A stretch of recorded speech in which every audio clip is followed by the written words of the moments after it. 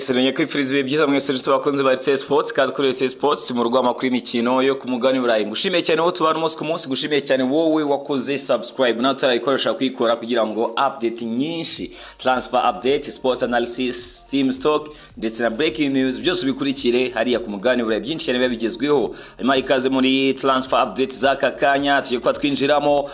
Duhere mu cyamakuru Give Me Sport batwandika inkuru, batwandikira inkuru batubwira ko ikipe ya Manchester United yamaze kuba yongeramo umuzamu wa ekipe ya Torino afite imyaka 28 bamwita Vanja Milinkovic-Savic. Uyu nguyu ni muri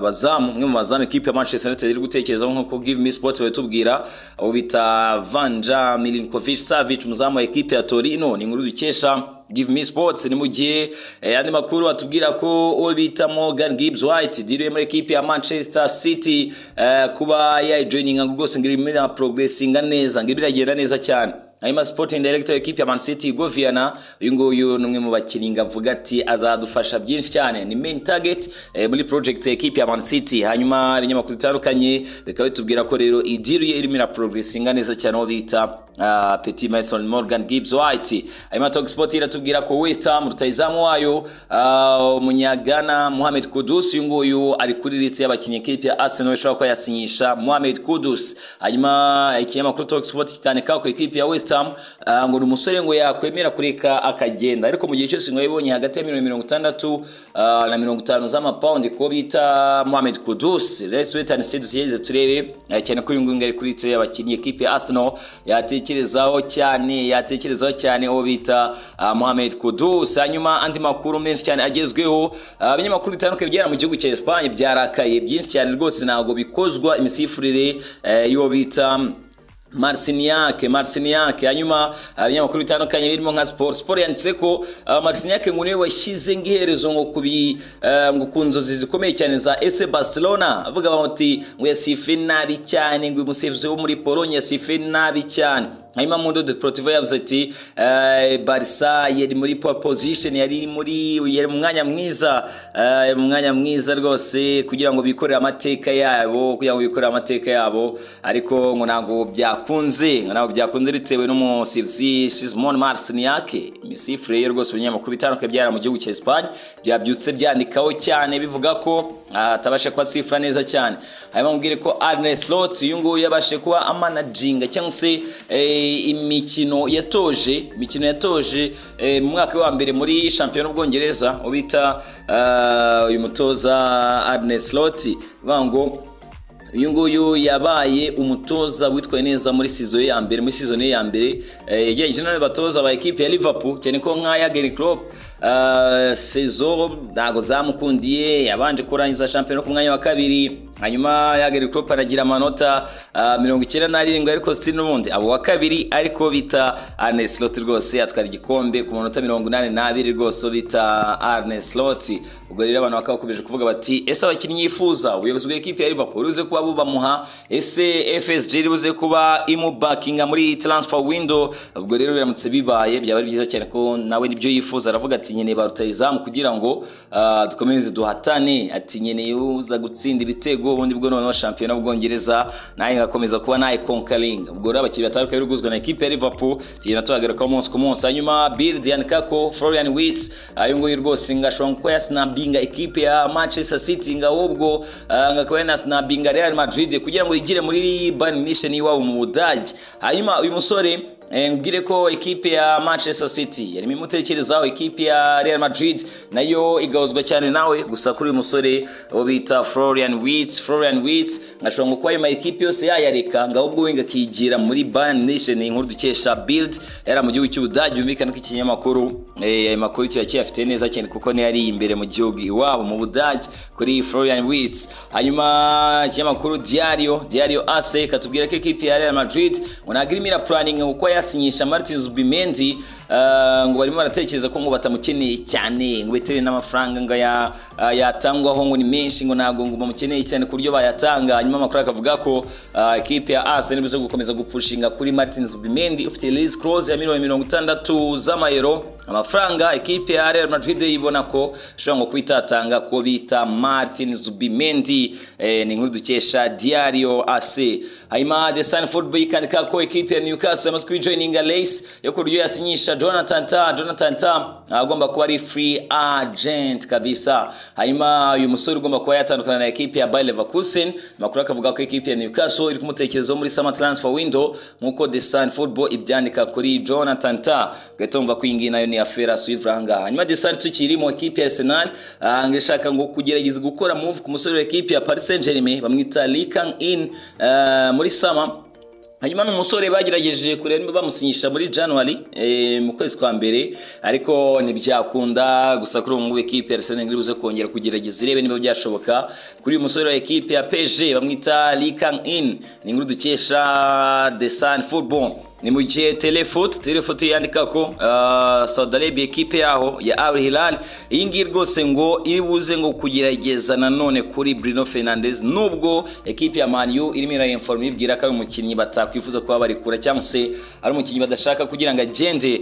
Gusa rero amakuru akavuga ko ngo arize ngo kumuha offer y'amafaranga arenze $1,000,000 y'amapaundi ku cyumweru uwo bita Bruno Fernandes kugira ngo arebe uburyo bamuconvincing cyangwa se bamwumvisha uburyo yaba joininga equipe ya Al Hilal yara muri Saudi Arabia ishaka cyane Bruno Fernandes. Ubwo rero gatomba ko iyi deal tugomba kukomeza kugenda twigarukaho cyane ko na Mail Sport irimo irabyanika ko equipe ya Man yamaze kubibabwira ati ntabwo twamutanga ntabwo twamurekura Bruno Fernandes, nubwo equipe ya Al Hilal tayari kuba yarikura. Hanyuma equipe ya Al Hilal amakuru akavuga ko equipe ya Manchester United yamaze no kubihakana reports zivuga ko uwo bita Bruno Fernandes ngafite release clause ya $60 z'amapaundi. Man rwose ahantu hose hashoboka emera bloka kugira ngo obita Bruno Fernandes atazayivamo. Ni mu gihe equipe ya Al Hilal nayo ibona ko irimo pushinga cyane reba nimba yamwegukana uyu musore w'umunya Portugal. Ni mu gihe Alex Clark atubwira ko Harvey Elliott yungu yari kuri radari z'ama equipe atandukanye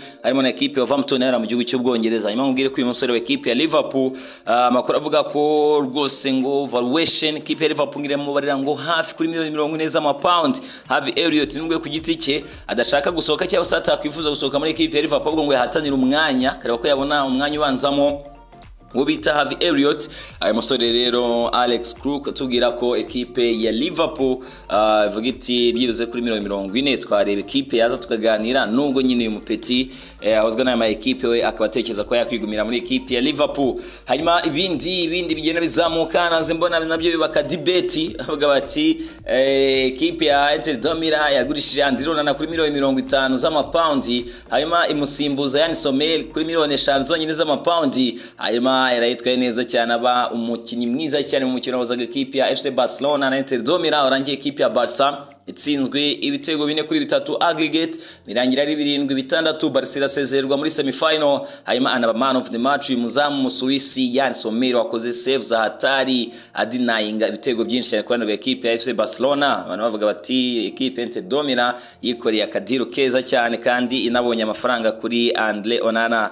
Hanyuma ibindi bigenda bizamuka Fabrizio Romano atubwira ko equipe ya Real Madrid equipe ya Real Madrid ngiri tayari muri sama ngo kugerageza kuri William Saliba ngikazongera ikagaruka muri sama ya 2026 ikazanagaruka muri sama ya 2027. Hanyuma akakanya ngo umupira umubiganza bya equipe Arsenal uwo bita Fabrizio Romano abigarutseho nanone atubwira ati equipe ya Arsenal igomba gutwara ibikombe kugira ngo William Saliba be yavuga ati ntabwo nayivamo kugira ngo William Saliba avuga ati ntabwo nahava ngo ngende. Ibyo bikara ko byinshi cyane bikomeje kugenda bizamuka. Hanyuma ibindi nkuko mubizi equipe ya Paris FC marabisiko yazamutse izamuka muri mu cyiciro cya mbere mu gihugu cy'Ubufaransa iza muri Ligue A. Hanyuma igihe cyo nuko ngo equipe iri buze kugerageza gusinyisha abakinnyi hagati ya 6 n'abakinnyi 8. Ni inkuru dukesha l'Equipe. Ubwo rero nyirayo ni umwe mu bantu babayirwe cyane ku isi ikipe ya Paris FC ngirebuze rero ngo kuyageza gusinyisha abakinyi byibuze hagati ya 6 n'8 muri summer transfer window. Equipe nibitubwira ubwo nyine abakinyi bazagenda bahuzwa nayo tuzayigaruka ko nayo birumvikana ko yazamutse mu cyiciro cya mbere. Byinshi cyane byerekeranye nayo of course nabyo ugomba kuyikurikira ngaha kuri SC Sports. Hanyuma ikinyamakuru TBR kiratubwira ko ekipe ya Arsenal, Chelsea, Manchester United ama ekipe yose ngari marakonsidera gukuba yakora move kuri Piotr Komunzo. Uyu nguyu rero akaba ari umusore ukomeje kwitwara muri ekipe ya Fiorentina. Hanyuma numwe mu bakinyi bavuga bati ni revelation cyangwa se yakoze blackout muri iyi saison, muri uyu mwaka w'imikino muri Serie A muri Italy. Hanyuma TBR katubwira ko ekipe ya Arsenal, Manchester United na ekipe ya Chelsea bose ngari marakonsidera ngo kuba bakora signing kuri uyu musore bita Piotr Komunzo. Let's wait and see. Hanyuma andi makuru yazamuka menshi cyane nuko ekipe Everton ngiri opening uko yakongera gasinyisha John Stones muri summer. Ekipe ya Manchester City gose ngo yamureka akagenda John Stones nkuko TBR ibitubwira kuri John Stones. Nawe rwose ubona ko byagomba gukora muri ekipe ya Man City, sezo yamazemo gutwara ibikombe bitandukanye, byagomba gukora yarabikoze. Hanyuma ekipe rero ya Everton ikabitekereza ko yamusinyisha abo bita John Stones. Hanyuma makuru azamuka menshi cyane. Sky Sport iratubwira ko ekipe ya Real Madrid nayo yamaze kubija muri deal, yamaze kuba yinjira muri deal ya Jorel Hato. Uyu nguyu ni left back atari wa ekipe ya Ajax. Hanyuma ngo bazahura na competition ikomeye cyane kuri umusore w'imyaka 19 yonyine, cyane ko ekipe ya Arsenal, ekipe ya Chelsea, ekipe ya Liverpool nayo amutekerezaho cyane obita Jorel Hato. Ni nkuru dukesha Sky Sport kuri uyu musore. Ekipe ya Real Madrid yamaze kuba yinjira muri race cyase yamaze kuba yinjira muri deal yo kureba uburyo yamusinyisha. Hanyuma uyu munsi nawe mbona ekipe ya Real Madrid abantu benshi cyane barayiserereza bavuga bati uyu munsi yabaye ekipe nziza cyane ngo ni umwami w'ama free transfers wa free deals nyine cyaje kumwe nyine usinyisha umukinnyi ajari free agents nyuma yo gusinyisha David Alaba, nyuma yo gusinyisha abo bita Antonio Rudiger, nyuma yo gusinyisha Kylian Mbappe ndetse na Trent Alexander-Arnold. Kuvuga bati they are kings of free transfers deal. Ekipe ya Real Madrid rero ubona ko muri minsi nagiri kujyana n'ibintu byo gutanga amafaranga ku bakinnyi kubategereza soje amasezerano kamubwira iti wikongera andi masezerano ngwino. Hanyuma Wolverhampton ngiritaye ngo ko yatanga long term contract kuri Ryan Aitnuri wifuzwa n'amakipe atandukanye, cyane ko uyu mu left back uri kuri valuation ya £50 z'amapound yagiye uzwa n'amakipe arimo Liverpool, avuga gato muri equipe ya Man U Ryan Aitnuri. Hanyuma uyu nguyu rwose ngari muri plan z'umutoza Vitor Pereira, mutoza equipe ya Wolverhampton next season, avuga ati nzaba nkugenderaho wowe Ryan Aitnuri. Hanyuma equipe ya Wolverhampton ikaba reshaka kuba yamwongera amasezerano nkuko The Telegraph tubwira uyu musore w'umunyafrika.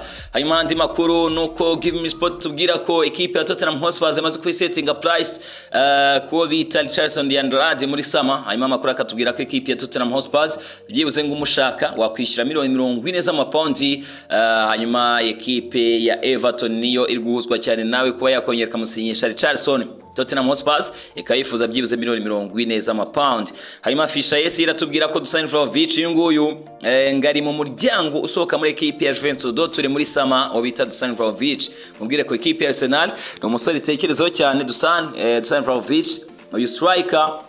Hanyuma ekipe ya Juventus turi akabashobora ko yatandukana nayo. Hanyuma amakuru akavuga ko ekipe ya Arsenal ishobora ngo yatanga offer yatanga deal ya $60 z'amayero ko bita Dusan Vlahovic nkuko Fisher Yes bitubwira ari nayo dukesha inkuru kuri uyu musore wo bita Dusan Vlahovic. Hanyuma amakuru menshi cyane agezweho Ryan Aitnuri namo nkubwira ekipe ya Manchester City iri kumutekerezaho, Tottenham Hotspur nayo iri kumutekerezaho. Hanyuma ubwo tere cyane ko ekipe ya Wolverhampton uko nabikubwiraga iri kuvuga iti no mukinyi twakwifuza ko dufite next season.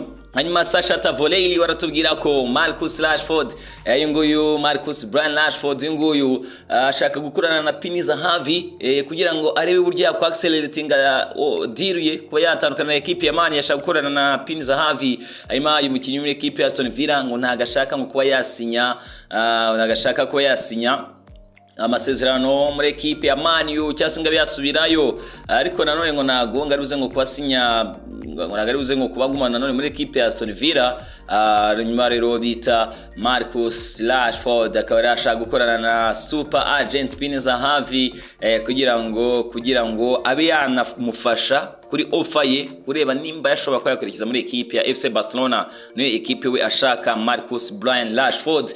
Let's wait and see. hanyuma George umunyamakuru ukomeye cyane nawe akaba atubwira ko ekipe ya Real Madrid ishaka kuvuga iti wowe Kylian Mbappe tugaye imfunguzo z'umukino wacu ngwino utuyobore dutware inkoni ni wowe tuyihaye. Hanyuma project rero bitaza Bi Alonso ugomba kuzaza kuyilaninga nawe ngarabizi babanze kumwinforma bavuga bati ni wowe mustari wa mbere tugiye kwa tugenderaho ibyo by'abavini ibyo kuvuga ngo iki ni iki nago tubikozwa bita Mbappe rero inside muri equipe ya Real Madrid akavuga bati ni wowe tugiye guha inkoni kugira ngo udutware abari wowe utuyobora ahangaha mu kibuga wita Kylian Mbappe. Ubwo rero duteze turebe gusabya bari byiza cyane cyane ko ubona ko nyine guhuza dressing room bigoye cyane kuba Kylian Mbappe wamuhuza na Vinicius Junior.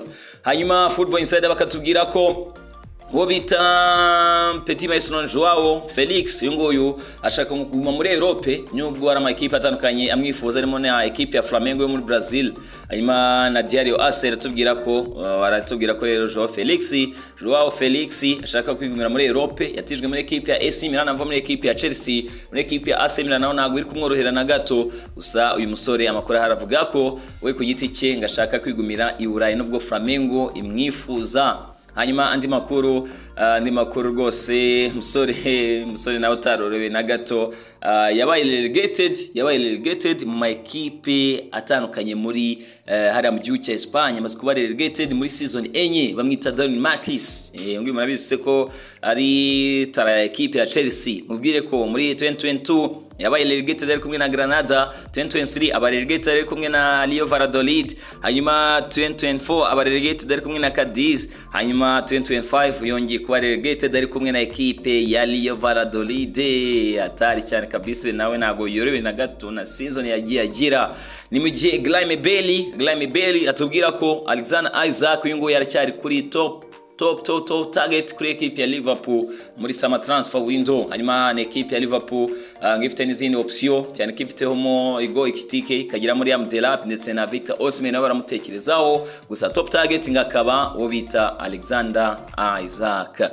Hanyuma andi makuru azamuka menshi cyane agaruka kuri transfer nuko equipe ya Inter Milan yamaze kuba itanga offer ku musore wa equipe ya Olympique de Marseille azumupira mwinshi cyane. Di Marzio umunyamakuru wa Sky Sport Italy akatubwira ko wabita Luis Enrique musore wa equipe Olympique de Marseille equipe ya Inter de Milan amaze gutanga offer $25 z'amayero igomba kongeramo ama add-ons gusa mubwireke equipe ya Olympique de Marseille mu gihugu cy'u Faransa yifuza byibuze $30 z'amayero kuri Luis Enrique. Nagari umutoza uyu nguyu n'umufutubare uyu n'umukinnyi ariko azumupira mwinshi cyane equipe ya Inter de Milan Internazionale Milano ikabimushaka nkuko Di Marzio abitubwira. Hanyuma andi makuru menshi cyane azamuka muri transfer Daily Express iratubwira ko equipe ya Arsenal iyoboye akakanya noneho kuri Maestro mwita Gittens umusore equipe ya Borussia Dortmund. Mu minsi ishize equipe ya Chelsea niyo yasaga nkaho iri imbere cyane kuri Gittens gusa akakanya nuko Daily Express tubwira ko equipe ya Arsenal ari iri imbere cyane kuri Gittens gusa ikabigomba gukomeza kumuhanganira na equipe ya Chelsea. Ubwo no gutegetse tukareba hanazerekeza muri summer transfer window cyane ko equipe ya Borussia Dortmund iritari kwa yamurika kagenda ariko mu gihe cyose byibuze yabibonye $60 z'amayero Gittens. Ni mu gihe andi makuru dukesha ikinyamakuru La Province irandika ko equipe ya Olympique de Marseille ibiganiro bigeze kuri na Aymeric Laporte. Hanyuma mubwire ko Aymeric Laporte ngashaka ngo kugeruka hariya i Burayi ibintu byo muri za Saudi Arabia muri za Al-Nassr amafaranga amaze kubona ni menshi cyane. Hanyuma ngakaba yaza ariko nanone ariko equipe ya Olympique de Marseille ibonye qualification ya Champions League kuko ngakumbiye gukina Champions League cyane. Aymeric Laporte inkuru dukesha La Province ikatubwira ko ibiganiro bigeze kure hagati ya Aymeric Laporte na equipe ya Olympique de Marseille. Hanyuma andi makuru menshi cyane yazamutse muri transfer window nuko Daily Star yandika ko Manchester United yamaze kubisettinga sites zayo kuri defender Jonathan Tah. Twemo tubigarukaho gusa uyu musore icyo amenye nuko nawe ngo ya pushinga cyane cyangwa se ngo ya favoriza deal yo kujya muri equipe ya Manchester United. Jonathan Tah nk'udukesha Daily Star tubwira ko rero Jonathan Tah ashaka kuba yajya muri ekipe ya Manchester United. Ni mu gihe andi makuru twagiye tubona yazamutse cyane Daily Mirror itubwira ko hari abakinnyi aka kanya ekipe ya Manchester United ibona ko bari untouchable cyangwa se badakorwaho muri summer transfer window, utanazana deal ngo muganire nayo. Daily Mirror ikatubwira ko Patrick Dorgu wongo n'umukinnyi wa mbere mani kubwira iti duheruka kumusinyisha, tumaze kubona ko ari umukinnyi mwiza yunaga agenda. Bruno Fernandes agakurikiraho. Bruno Fernandes ari kwifuzwa na ekipe ya Al Hilal ariko ari ku rutonde rw'abakinnyi bane mani ivuga iti ntibagenda. Undi ni Amad Diallo, umpeti nawe rukano kongera amasezerano by the way mu bakinnyi beza cyane muri iyi season muri ekipe ya Man U. Undi ni Harry Maguire, Jacob Maguire, uyu nguyu ngagomba kubafasha muri project yabo barimo. Abo bakinnyi mubwiye uko ari bane. Daily Mirror iratubwira ko bari untouchable cyangwa se batagurishwa cyangwa se batatandukana na ekipe ya Man U muri summer transfer window. Gatomba ko rero abo ngabo Man ivuga iti nuza no kuganira natwe ntuzabavugeho. Hanyuma Birmingham Mail ikatubwira ko ekipe ya Aston Villa bakirimo barakipinga radari zabo ku muzamu ekipe ya Real Madrid Andre Lunin. Hanyuma mu gihe andi makuru avuga ko Emiliano Martinez ngari kuba linked n'ama ekipe atandukanye kuri yatandukana na ekipe ya Aston Villa. Hanyuma ekipe ya Aston Villa mutoza na Emery ikaba itekeza ku muzamu Andre Lunin, muzamu ekipe ya Real Madrid. Ni mu gihe The Telegraph tubwira ko ekipe ya Chelsea irimo iraganira na Moises Caicedo kugira ngo asinye long term contract, asinye contract nshyashya kugira ngo banamuri warding wana nyuma yo kugira performance nziza cyane muri iyi season. Obita Moises Caicedo uyu munya Ecuador, Chelsea ikabishaka kumwongerera amasezerano uwo bita Moises Caicedo. Ni mu gihe Sport yandika ko Lamine Yamal arizo ko asinya contract nshyashya muri equipe FC Barcelona igera muri 2030. Rwose agomba kwisinya nizuza imyaka 18. Lamine Yamal mpeti komeje kwitwara neza cyane muri equipe ya FC Barcelona. Namavuga ati nzatuza ruke equipe ya Barca tuyigaruye kuri top level aha nigomba kubiri. Nyuma ko basezerana na equipe ya Inter de Milan, Lamine wabaye cyane atangaza byinshi avuga ati nta kundi dukeneye ko tuba turi kumwe ko dufite indi final na Real Madrid final bagomba kuba bakina. Avuga ati dufite undi mukino, of course ni match ikomeye cyane ya La Liga hagati ya equipe ya Real Madrid na equipe ya FC Barcelona, cyane ko Barcelona yaravuga iti dukire gutwara La Liga. Ni mu gihe cy'amakuru Stuttgart kitubwira ko equipe ya Liverpool iri highly interested ku musore wa equipe ya Stuttgart, ni midfielder bamwita Angelo Stiller. Hanyuma equipe ya Stuttgart akaba yifuza byibuze 60 z'amayero kugira ngo bamureka agende. Uyu musore twamugarutseho cyane no muri January transfer window, bimvikana ko equipe ya Liverpool yongeye kuba highly interested kuri we. Ugatomba ko nyine ni deal nyinshi cyane zigenda zamuka zose ukazikurikira ukamenya what is going on muri equipe yawe ukunda ara ku mugani wawe. Nta kindi bigusaba kora subscribe kugira ngo amakuru yose tugenda tuzamukana nayo ujye yakurikira igihe cyose tuzamutse na update umenye ibyo tugiye kwa tugarukaho. Ubwo rero kora subscribe nayo kugira ngo update nyinshi tugenda tugarukaho ujye uzikurikira. Ni mu gihe andi makuru yazamutse menshi cyane muri uyu munsi kabisa mu masaha make ashize. Karisho Mercato yandikaga ko Federico Chiesa uyu nguyu ngashobora ngo kuba yatandukana na equipe ya Liverpool. AC Milan kabiri interested kuri Federico Chiesa, Napoli nayo ikabimutekerezaho uyu musore w'Umutaliyani wabita Federico Chiesa. Ese Federico Chiesa urabona yasoka, ese aracyakeneye umwanya muri equipe ya Liverpool? Ubwo rero byose babitubwira tukaganira cyane kanga mu bitekerezo gusa ngari mu muryango usohoka muri equipe ya Liverpool bita Federico Chiesa. Hanyuma equipe ya Arsenal igihe igeruka muri semifinal ya Champions League. By the way equipe ya Arsenal ifite n'umukino wo kwishyura na equipe ya PSG, mukino turizo kwa tugukoraho analyse match yo kwishyura muri Champions League. Equipe ya Arsenal urabizi ko ugeruka muri semifinal ya Champions League icyo gihe Miles Lewis Skelly uyu munsi uri muri squad yarafite imyaka 2, Ethan Wanner icyo gihe yarafite imyaka 2, Bukayo Saka yarafite imyaka 7, Gabriel Martinelli yarafite imyaka 7, wo bita William Saliba yarafite imyaka 8, hanyuma Martin Odegaard yarafite imyaka 10, Declan Rice icyo gihe yarafite imyaka 10. Ubwo equipe ya Arsenal eruka muri semifinal ya Champions League. Ben White yarafite imyaka 11, David Martin yarafite imyaka 13, Leandro Trossard yarafite imyaka 14. Icyo gihe nibwo equipe ya Arsenal eruka muri semifinal ya Champions League. Ese uyu munsi yaza kujya kuri final na akazi katoroshye na gato ku mutoza Mikel Arteta, cyane ko kuri Parc des Princes bivuze ko ari hatari cyane. byumvikana ko ni match ifite byinshi cyane ivuze kuri season ya equipe ya Arsenal, haba kuri Mikel Arteta ubizi neza kari match decisive cyane kuri season ya equipe ya Arsenal. Banavuga bati equipe Arsenal iyi season igomba kugira ikikora nayo, igomba kugira ikikora kugira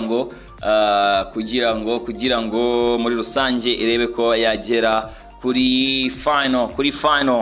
Ubwo rero ni match ikomeye cyane muri rusange. Hanyuma ubwo analyze nyinshi cyane kuri iyi game, kuri iyi match urize kuzikurikiranga kuri RC Sports. Twarimo tugaruka cyane kuri transfer update, kuri transfer window, kugira ngo tukubwire byinshi cyane bigezweho muri equipe yawe ukunda hariya ku mugani burayi. Reza ngushimiye cyane aho twari turi kumwe, ngushimiye cyane nawe turakora subscribe ariko uyikoza akakanya kugira ngo ujye kurikira European Sports nkuko tubibabwira umunsi ku munsi. Ahangaha ni European Sports News only, transfer news, sports analysis, team stock ndetse na breaking news, byose kabikurikira mu rw'amakuru y'imikino yo ku mugabane burayi. We Brief Sports kuri RC Sports. Ubwo dusubire mu kanya nabwo turibera hamwe byinshi cyane bigezweho mu ma equipe yanyu mukunda.